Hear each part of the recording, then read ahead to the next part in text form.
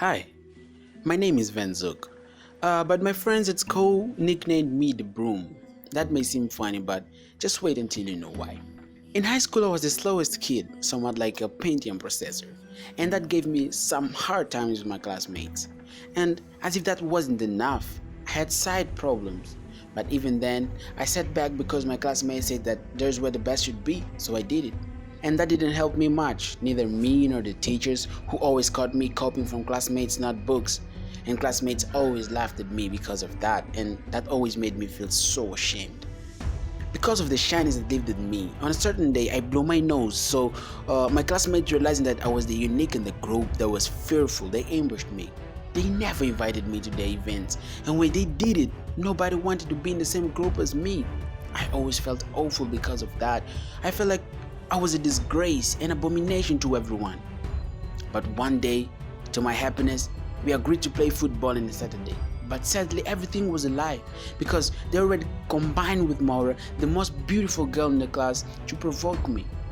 At first, I felt welcomed and did not want to waste an opportunity to be among classmates. But when I arrived at school, the place was empty. I waited for a really long time, thinking that maybe I had arrived too early, but to my surprise, I couldn't imagine what kind of game was waiting for me that day. Suddenly, I see Emily coming towards me.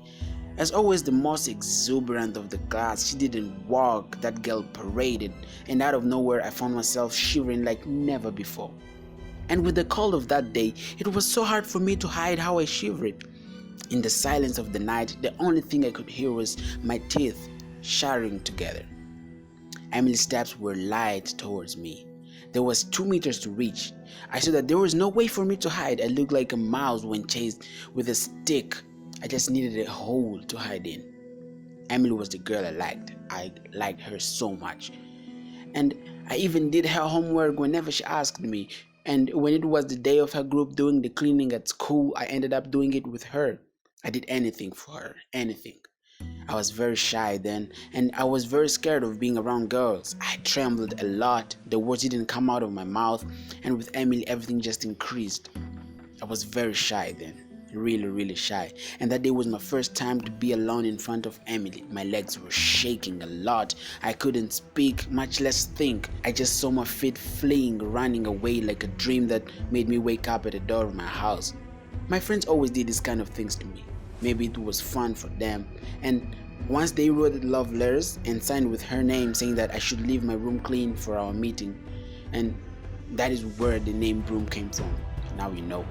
In the following week, everyone already knew the story, and in the corners of the hallways I could only hear jokes about me and speculation about that day, and they called me Boyola, which in our slang means weak, a coward.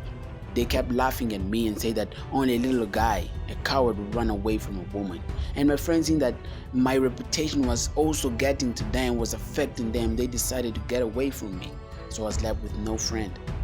I isolated myself.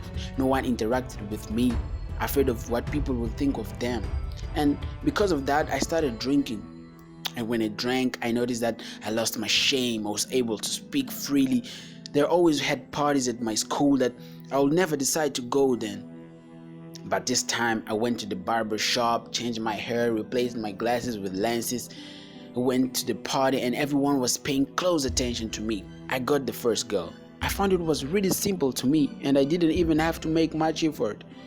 I drank too much at a party and did some things that left people talking about me for days. With that, I started dating a lot. I ended up becoming a rebel. People kept approaching me, wanting my fame. My friends started talking to me again, and found out how no one really cared about me. I was surrounded by people, but I was still depressed in my room, feeling alone, and it was horrible. My mom tried to help me. She stopped giving me money, claiming that I didn't do anything useful with it. So my gang and I started taking money from people. Okay, robbing money from people. She realized that she had only added petrol to the fire and took me to church. But that didn't help me much. It was just like a wolf joining a sheep herd. And whenever I arrived, the girls in church just called me like, "Come here, Vanzuck, come here." I was attractive, and the girls liked to sit beside me. And because I distracted them, it made me laugh. And when I didn't go to church, they asked about me, and that's why I stayed with many girls from the church. But there must always be the one who is the most beautiful. Yes, there was. Her name was Jessica, the most attractive in church. I tried to seduce her, and I didn't know she was the pastor's daughter. Jessica was the only one I didn't get. I even got laid with Emily, but Jessica didn't give a shit about me. And it hurt my ego. Of course, it did. I tried to change a little to try to persuade her, but my charms were of no use for her. Jessica did not give me space, any space at all. It was then that I realized that I was not so powerful in catching girls. That was my biggest defeat. Then I understood that drinking and addictions could not give me everything my heart desired. I made Jessica my biggest challenge. And I went back to being that guy who did everything to please a girl. And as the time went by, I started walking away from drinking because she didn't like it. I stopped wasting nights because she didn't like to see me smelling alcohol and sleeping in church.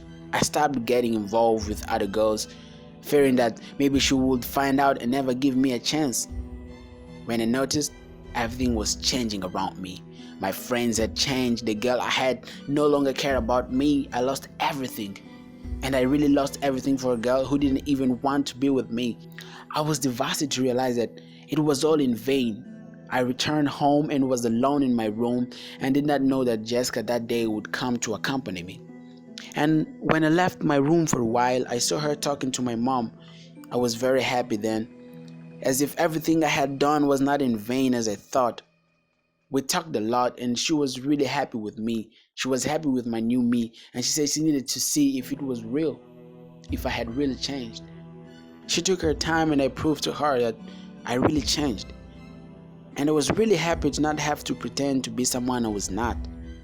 And from there, I always had a friend around who was with me for what I was and not for the benefits I could provide. I was no longer alone. I was no longer feeling depressed. I had someone. And from that day, I always had a friend around me who was with me for what I was and not for the benefits I could provide. I was no longer alone. I was no longer depressed. And I realized I had someone. I had someone to count on.